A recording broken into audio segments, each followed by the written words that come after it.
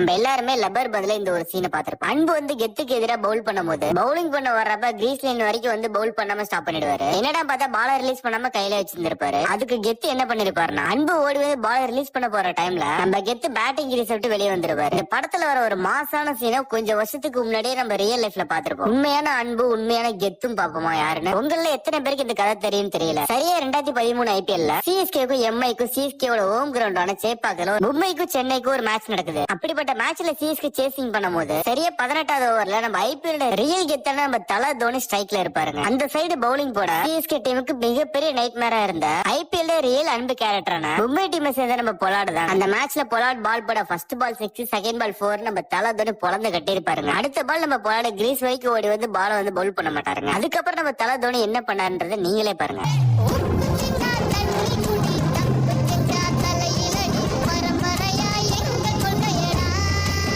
இந்த ஒரு சம்பவத்தை பத்தி நீங்க என்ன நினைக்கிறீங்க? கீழே